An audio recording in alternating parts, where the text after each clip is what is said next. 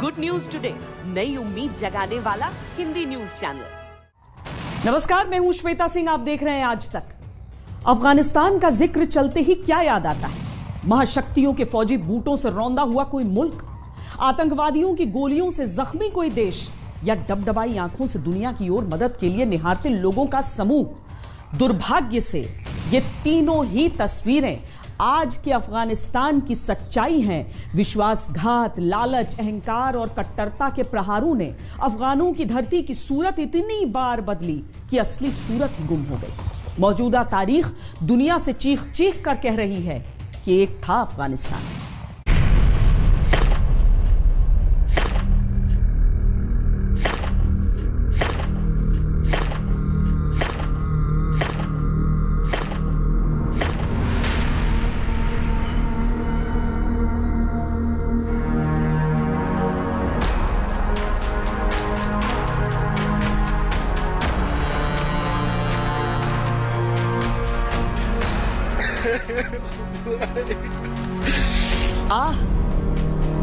आंसू और असमंजस में डूबे आजाद अफगानिस्तान पर तालिबान की कट्टर हुकूमत का परचम आखिर लहरा ही गया। यही अब अफगानिस्तान का नया मुकद्दर है।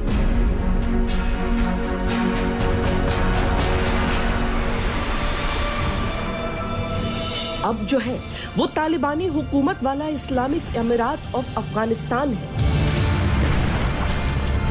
जो इतिहास के अंधेरे में धीरे धीरे गुम हो गया।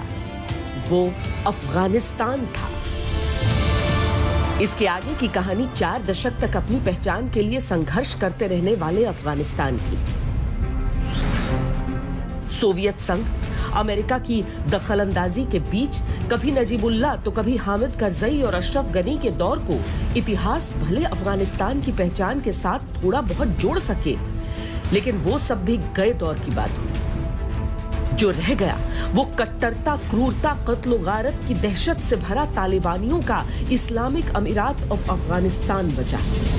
जो मेरे साथ हुआ है वैसे बहुत और औरतों के साथ भी हुआ है और होता जा रहा है, और डर के मारे कोई औरतें कुछ बोल ही नहीं सकती। वो बस यही बोल रहे कि हाँ तालिबान अच्छे, तालिबान अच्छे। पर तालिबान ने तो इस्लाम का नाम ही बदल दिया, और इस्लाम के नाम पे लोगों को शर्म आ रही है कि ये कैसे इस्लाम है, ये कैसे मज़हब है कि औरतों को साथ इतना बुरा सलूक हो रहा है। जो मैंने वहीं पर मैंने खुद जब आंखें थी देखा है, और अब भी हो रहा है, वैसे ही हो रहा है औरतों के साथ। वो जो अफगानिस्तान था उसमें कॉमेडियन मोहम्मद खाशा मुस्कुराता था।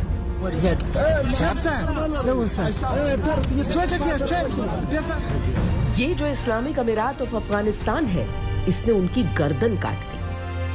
वो जो अफगानिस्तान था उसमें फवाद अंद्राबी लोक गीत गाता था। ये जो इस्लामिक अमीरात ऑफ अफगानिस्तान है, इसने उनके संगीत को खामोश कर दिया। वो जो अफगानिस्तान था उसमें खातिरा एक पुलिस अधिकारी होती थी। ये जो इस्लामिक अमीरात ऑफ अफगानिस्तान है, इसने उनकी दोनों आंखें नोच ली। उन्होंने कई बार मुझे मना किया कि आप पुलिस में नहीं जाओगी, आप पुलिस में काम नहीं करोगी, और फिर अगर आपके साथ जो कुछ भी हो जाएगा फिर मुझसे कोई शिकवा नहीं करना। पर मैंने बोला कि नहीं, थोड़ा डांट पड़ जाएगी, थोड़ा लड़ेगा मेरा अब्बू मुझसे, और धीरे धीरे मैं उसको मना लूँगी, फिर कुछ भी नहीं बोलेगा अब्बू।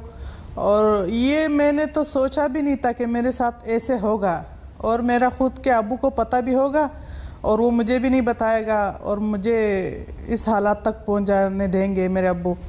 जो मैं पुलिस में काम करती थी, वहाँ पर मेरी जो दोस्त थी, जो मेरी मुझसे मिलती जुलती थी, वो मुझे बोलती थी कि आपका अब्बू तालिबान से मिला हुआ है, उनसे जुड़ा हुआ है। मुझे गुस्सा आता था कि आप मुझे क्यों ऐसे बोलते हो, मेरा अब्बू ऐसे नहीं है।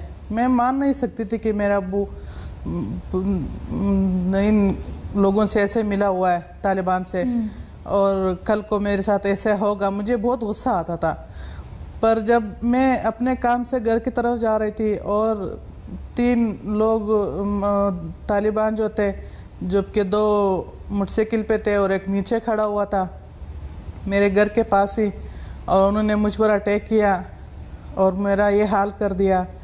और मुझे 8 से 10 ब्लूट लगे और 8 से 10 चाकू लगे मुझे, और सर पे ब्लूट लगने के बाद मैं बेहोश हो गई थी, मुझे कुछ पता ही नहीं चला। और फिर चाकू से मेरे आंखें भी उन्होंने निकाल दिए। इन ब्लूट से तो उनका दिल नहीं भरा, फिर मेरे आंखें भी निकाल दिए। और जबकि मैं 2 माह की प्रेग्नेंट भी थी। और फिर मुझे गजनी से काबुल शिफ्ट किया और मुझे हॉस्पिटल लेके गए, जबकि फिर उसके बाद डॉक्टर ने बोला कि इसकी आँख कभी रोशनी आ नहीं सकती आँख में। अमेरिका की कायरता, चीन के लालच, पाकिस्तान के फरेब और तालिबानियों के आतंक से न जाने कितने ही अफगानी या तो अपने ही देश में बेगाने हो गए या दुनिया के दूसरे देशों में शरणार्थी बन गए। तालिबानी कट्टरता वाले इस्लामिक अमीरात ऑफ अफगानिस्तान में जो बचकर रह जाएंगे और अपनी उम्र पूरी करेंगे, वो एक दिन अपने बच्चों को उस दौर की कहानियां सुनाया करेंगे जब अफगानिस्तान एक गणराज्य था। तब वो ये भी कहा करेंगे, एक था उनका अपना अफगानिस्तान।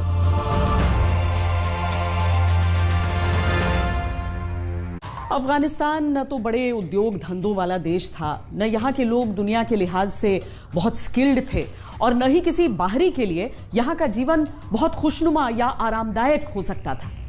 लेकिन बदकिस्मती ये रही कि फिर भी अफगानिस्तान लगातार युद्ध में रहा। बाहरी देशों के लिए अफगानिस्तान जंग की प्रयोगशाला बना और घरेलू मोर्चे पर सिविल वॉर ने उसे उलझाए रखा। इस सब के बीच वो जो अफगानिस्तान था वो कहीं गुम होता चला गया।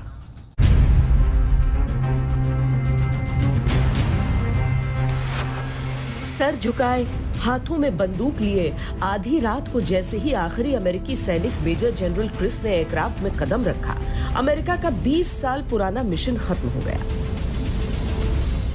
We no longer had a clear purpose in an open-ended mission in Afghanistan.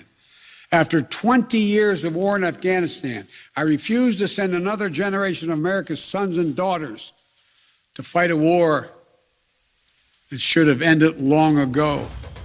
As for the Afghans, we and our partners have airlifted 100,000 of them. No country in history has done more to airlift out the residents of another country than we have done. We will continue to work to help more people leave the country who are at risk. America का 20 साल का mission खत्म हुआ और इसके साथ ही तालिबान का 20 साल से दोबारा सत्ता में लौटने का इंतजार खत्म हो गया। तालिबानियों का थोपा हुआ शरिया कानून ही अब अफगानिस्तान का घोषित संविधान। महिलाओं की आजादी अब गए दौर की बात हुई। ये वो दौर शुरू हुआ है जिसमें महिलाओं के पास सुनाने के लिए सिर्फ दर्द और आंसू बचे हैं, क्योंकि सबसे ज्यादा पाबंदियां उन्हीं के लिए। Women in Afghanistan is fully optimistic the bright future of Afghanistan in the government of Taliban, and we able to support the Taliban government in Afghanistan as Afghan Taliban is assuring the human rights and women rights in Afghanistan. Cinema संगीत से मनोरंजन का मौलिक अधिकार बर्खास्त हो चुका है। आधुनिक शिक्षा का सुनहरा अध्याय खत्म हुआ। बीते 100 साल में धीरे धीरे लड़खड़ाते उठकर चलता अफगानिस्तान जहां तक आया था, अब उससे भी पीछे धकेल दिया गया है।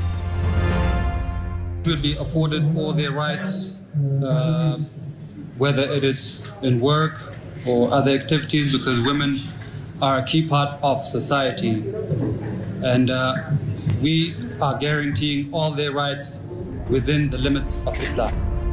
अफगानिस्तान का इतिहास बदली हुई इस तारीख में सोचता होगा कि ये कौन सा दौर है जहां बातें तरक्की के नए उजालों की हैं, लेकिन सामने सिर्फ अंधेरा दिख रहा है। जहां जीन्स पहनने पर लड़की को गोली मार दी जाती है, महिला जजों और पत्रकारों को बर्खास्त किया जा रहा है, टीवी का न्यूज एंकर बंदूकों के साए में खुशहाली के पैगाम देने की कोशिश कर रहा है, बच्चियों पर बुरी नीयत के साए मंडरा रहे हैं, चाबुकों से पिटाई के मंजर सरेराह हैं। एक ये दौर, एक वो दौर था जब अफगानिस्तान बेरोक टोक हंसता था, मुस्कुराता था, समय से आगे चलता था। तब वहां कट्टरता नहीं, खुशियां थी, एक देश के तौर पर उसके अपने सपने थे। 1919 में अफगानिस्तान ब्रिटिश साम्राज्य के चंगुल से आजाद हुआ था। उसके बाद जो हुक्मरान आए, उन्होंने अपने देश के लिए जो रास्ते तय किए थे वो काफी तरक्की पसंद थे। उन रास्तों पर चलकर अफगानिस्तान आधुनिकता के मामले में दुनिया से बराबरी करने की सोचा करता था। कई मामलों में अफगानिस्तान ने अमेरिका को भी तब मात दे दी थी। तालिबान के इस्लामिक अमीरात ऑफ अफगानिस्तान में महिलाओं के लिए पर्दा जरूरी है। उसके नियम कानून के अनुसार चेहरा, हाथ की उंगलियां, पांव के नाखून दिख जाने पर कोड़ों से पिटाई की सजा है। लेकिन पुराने अफगानिस्तान ने एक समय में ड्रेस कोड लागू करके महिलाओं को मनपसंद कपड़े पहनने के अधिकार भी दिए। 1926 में, यानी अब से 95 साल पहले, मुस्लिम शासक अमीर अमानुल्लाह खान ने अफगानिस्तान को आधुनिकता की ओर ले जाने के लिहाज से यूरोपीय ड्रेस कोड लागू कर दिया था। इस कोड के अनुसार अफगानिस्तान की महिलाएं आजाद थीं कि अगर वेस्टर्न कपड़े पहनना चाहें तो उन्हें इसकी आजादी है। क्वीन सोराया खुद भी इसी अधिकार का पालन करती थी। अमानुल्लाह खान को गाजी का दर्जा दिया गया था अफगानिस्तान में, क्योंकि उन्होंने अंग्रेजों के खिलाफ तीसरे एंग्लो अफगान युद्ध में फतेह हासिल करके अफगानिस्तान को पूर्ण स्वराज दिलाया था 1919 में। और उसके बाद उनकी जो बीवी हैं क्वीन सुरैया, उन्होंने औरतों के हुकूक के लिए आवाज उठाई और उन्होंने बहुत सारे ऐसे कदम उठाए जो उस टाइम के हिसाब से अपने वक्त से आगे देखी वक्त से आगे। हमारे बच्चे वहीं पर है जिनके लिए मैं बहुत चिंता में हूँ और मुझे बहुत डर होता है, डर लगता है मुझे कि अगर मेरी वजह से मेरे बच्चों के साथ कुछ हो गया तो वहाँ पर तो उन्हें कोई पूछने वाले भी कोई नहीं है, क्योंकि सब लोग जहाँ पर तालिबान आते हैं, जिस घर में आते हैं, तो कोई उनसे पूछता भी नहीं है कि आपने किसी के साथ क्या किया। जी। डर के मारे वो देखेंगे पर कुछ नहीं बोलेंगे। तालिबान के मौजूदा शासन वाला इस्लामिक अमीरात ऑफ अफगानिस्तान महिलाओं के अकेले घर से बाहर निकलने पर पाबंदी और इसके उल्लंघन पर दर्दनाक सजा की वकालत करता है। लेकिन पुराना अफगानिस्तान एक दूसरी ही तस्वीर पेश करता था। एमनेस्टी इंटरनेशनल की रिपोर्ट के अनुसार अफगानिस्तान ने 1919 में ही महिलाओं को वोट का अधिकार सौंप दिया था, जबकि अमेरिका जैसे देश में यह अधिकार 1920 में दिया गया था। 1923 में अफगानी महिलाओं को मर्जी से शादी का अधिकार मिला था। 1928 में अफगानी महिलाओं का ग्रुप तुर्की में स्कूल अटेंड करने गया। 1940 से 1950 तक अफगानिस्तान की महिलाएं डॉक्टर, नर्स, टीचर बनने लगी थी। 1959 से 1965 के बीच सिविल सर्विस और स्पोर्ट्स में भी महिलाओं की भागीदारी होने लगी थी। When he came at the first, I just sit like this. I just have my scarf like this, like because they don't want like this, no. I do like this. Then I see for my all of body what's there is nothing is bad, like I just always wear the very long clothes, always. 1933 में अफगानिस्तान के शासक king Zaheer Shah बने थे, जिन्होंने करीब 40 साल शासन किया था। उनके दौर को अफगानिस्तान का स्वर्णिम काल कहा जा सकता है। आज भले ही तालिबानियों के इस्लामिक अमीरात ऑफ अफगानिस्तान में महिलाओं की जिंदगी नर्क हो, लेकिन तब पुराने अफगानिस्तान में महिलाओं के दिन सबसे अच्छा हुआ करते थे। 1960 तक अफगानिस्तान में करीब 8% महिलाएं ऐसी थीं जो आर्थिक रूप से खुद सक्षम हो चुकी थीं। 1964 में अफगानिस्तान की संसद में महिलाओं की भागीदारी 13% थी और इस मामले में अफगानिस्तान अमेरिका जैसे पुराने लोकतंत्र से भी आगे निकल चुका था। 1966 से 1971 तक अदालतों में 14% महिला जजों की नियुक्ति हुई। ये जो तालिबानियों का इस्लामिक अमीरात ऑफ अफगानिस्तान है, इसमें पुरुष महिलाओं को नहीं पढ़ा सकते, को एजुकेशन नहीं हो सकेगी। 12 साल से 15 साल की बच्चियों को तालिबानी आतंकवादियों से शादी करनी होगी। एक वो था अफगानिस्तान, एक ये है जो तालिबानियों का अफगानिस्तान, जहां बेटियों की चीखें तालिबानियों के कहकहे हैं, जहां महिलाओं के आंसू उनका फर्ज। अफगानी महिलाओं को अभी घर पर ही रहना चाहिए।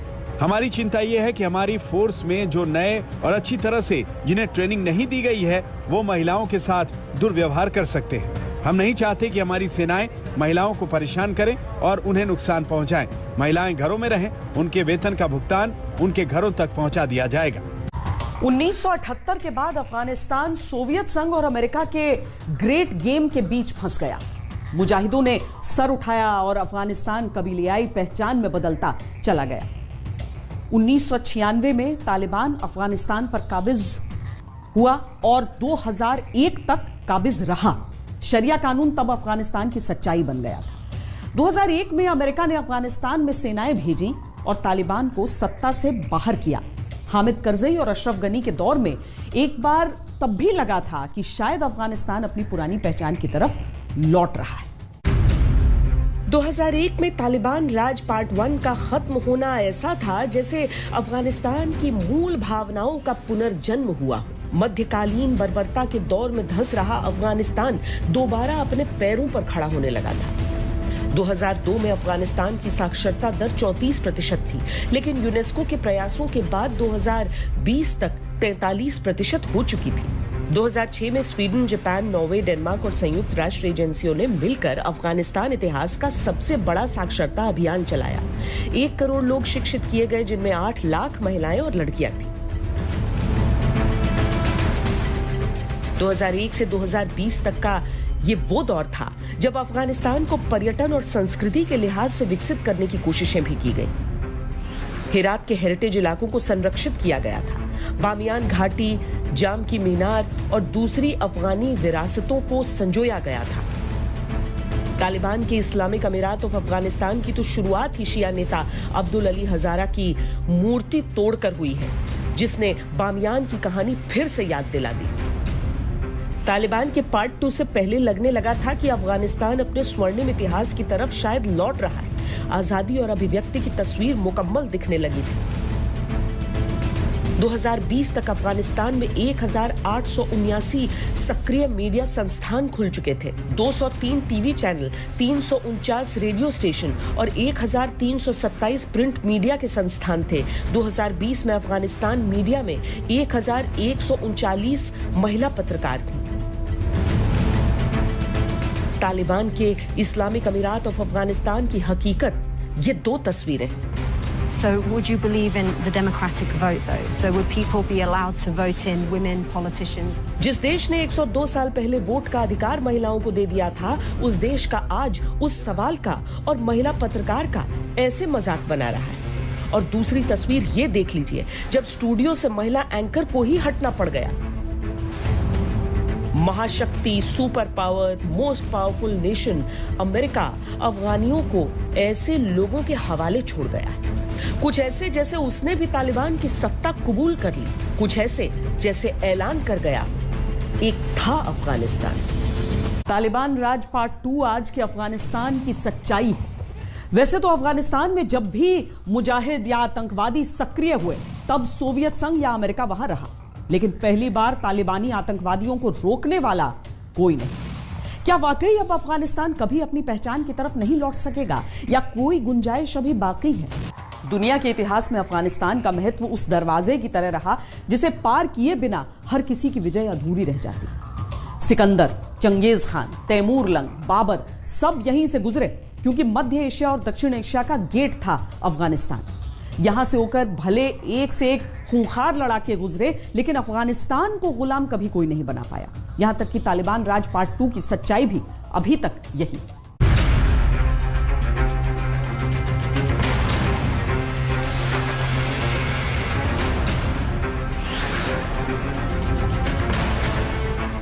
हो गई इस्लामिक अमीरात अफगानिस्तान की स्थापना। विधिवत ऐलान हो गया तालिबानी हुकूमत का।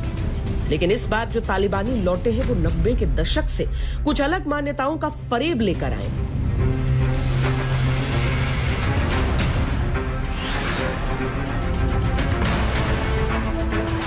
ऊपर ऊपर देखने से लगता है कि तालिबान का पूरे अफगानिस्तान पर कब्जा है, लेकिन अंदर अंदर कहानी में अभी कई पेच बाकी है। तालिबानी राज में नाम और निजाम भले बदल गया, लेकिन पुराने अफगानिस्तान की कबीलाई स्वतंत्रता के लिए लड़ने की फितरत शायद ही बदलेगी।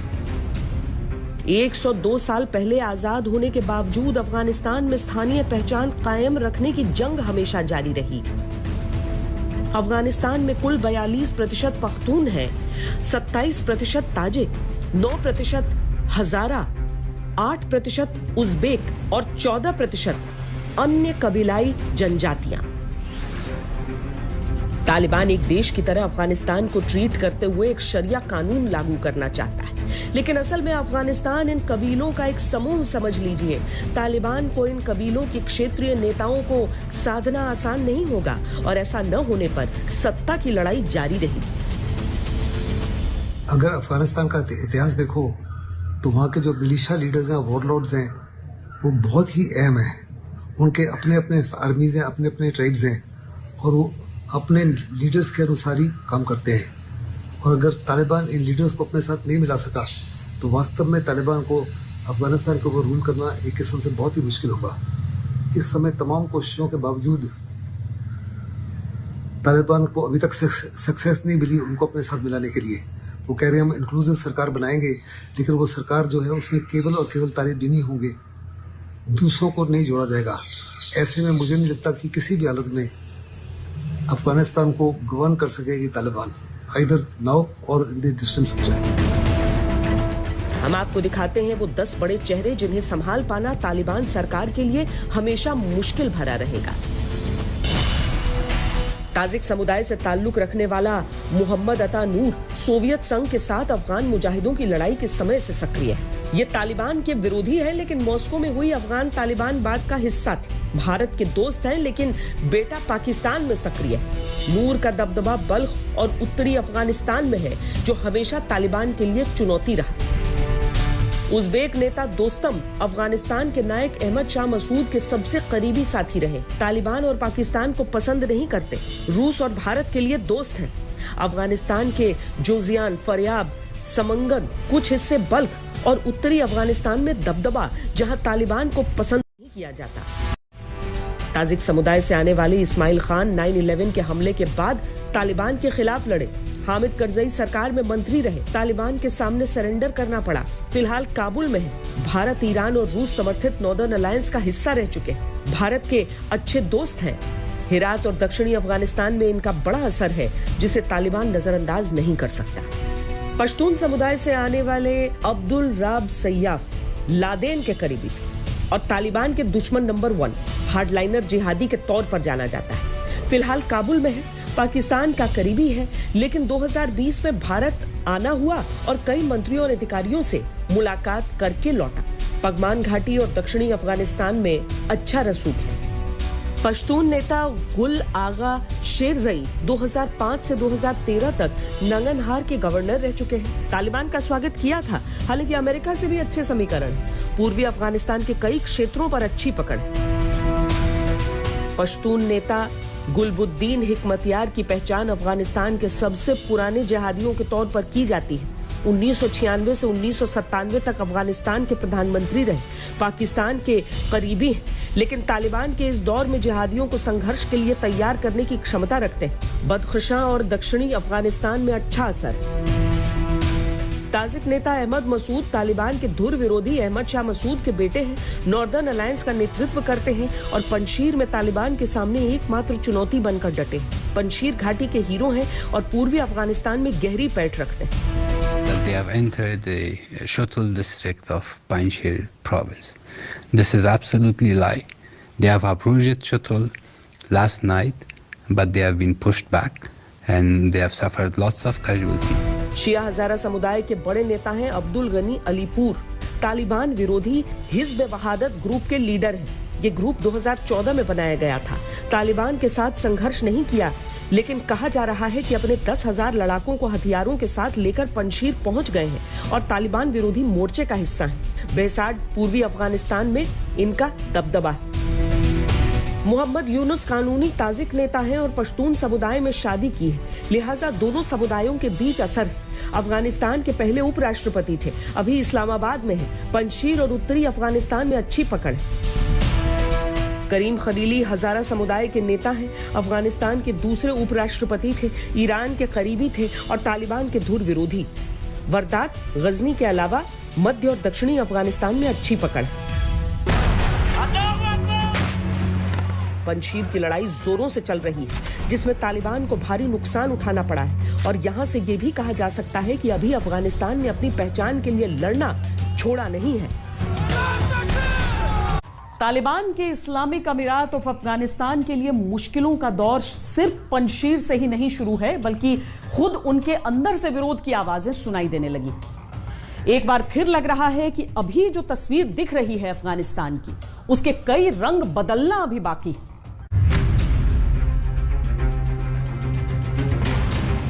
नाम एक है तालिबानी, लेकिन दिल है पाकिस्तानी।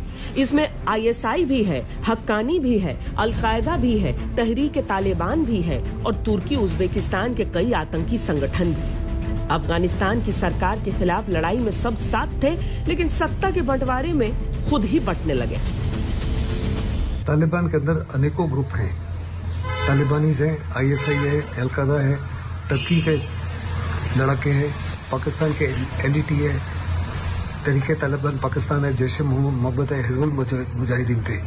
ये सब लड़ाके एकजुट होकर फॉरेन फोर्सेस के खिलाफ, जिनको आउटसाइडर्स कहा जाता था, उनके खिलाफ तो एकजुट होकर कार्रवाई कर रहे थे।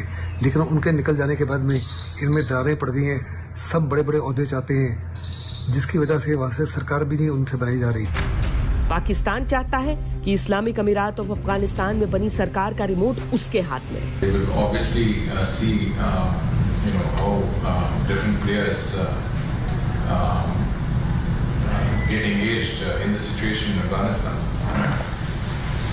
Pakistan is a neighbor of Afghanistan.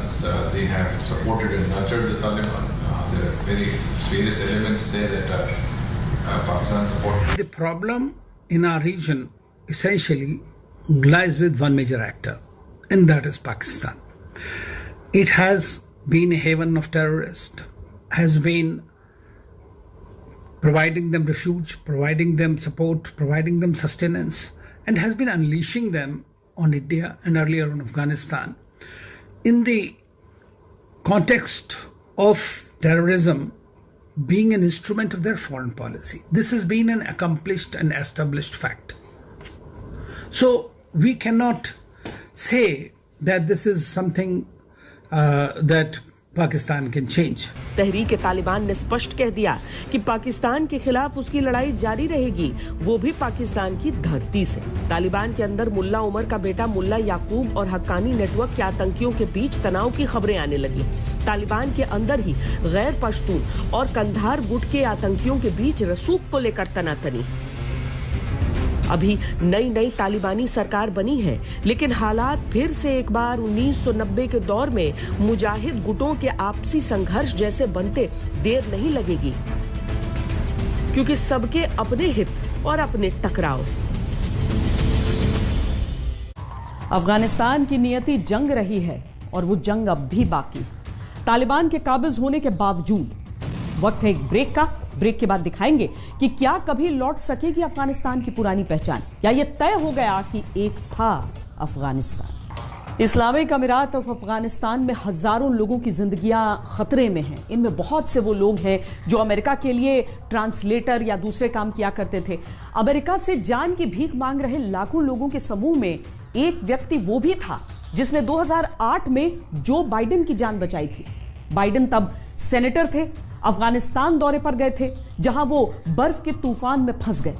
30 घंटे की मेहनत के बाद उनकी जान मोहम्मद नाम के एक अफगानिस्तानी ने बचाई थी और वो अफगानिस्तान छोड़कर जाते अमेरिका से लगातार अपनी जान बचाने के लिए गिड़गिड़ाता रहा। अफगानिस्तान कभी फिर से पुराने दौर में लौटेगा? अगर हां कि कोई गुंजाइश भी है तो कैसे? फिलहाल तालिबान राज कायम है। तालिबान मुक्त अफगानिस्तान की गुंजाइशें अभी कमजोर भले दिखती हैं, लेकिन खत्म नहीं हुई हैं। 3 कारण कम से कम ऐसे हैं जो अफगानिस्तान की सूरत फिर बदलने की ताकत रखते हैं। गृह युद्ध छिड़े और अलग अलग स्थानीय समूह तालिबान के खिलाफ जंग छेड़ दें, जिसकी संभावना लगातार बन रही है। तालिबान की अंदरूनी गुटबाजी इतनी बढ़ जाए कि आतंकी संगठन आपस में लड़ने लगे और आपस में ही जंग छेड़ दें। इसकी संभावना भी बन रही है। सोवियत संघ और अमेरिका की तरह कोई और महाशक्ति अफगानिस्तान में अपना हित देखते हुए दखल अंदाजी बढ़ा दे, जैसा कि चीन की मंशा है। ऐसे में फिर हालात जंग के होंगे और तालिबान के लिए मुश्किलें बढ़ेंगी। कल क्या होगा किसने देखा, लेकिन आज के इस्लामिक अमीरात ऑफ अफगानिस्तान की राख, बारूद, गोली, खून, लाशें और चीखों में पुराना अफगानिस्तान खुद को खोज रहा है। खोज रहा है वो कारण कि क्यों उसे बार बार मिटाया जाता है, क्यों उसे बार बार लूटा जाता है, क्यों उसकी पीठ में बार बार खंजर घोंपा जाता है। हमारी इस पेशकश में इतना ही। देश और दुनिया की बाकी खबरों के लिए आप देखते रहिए आज तक।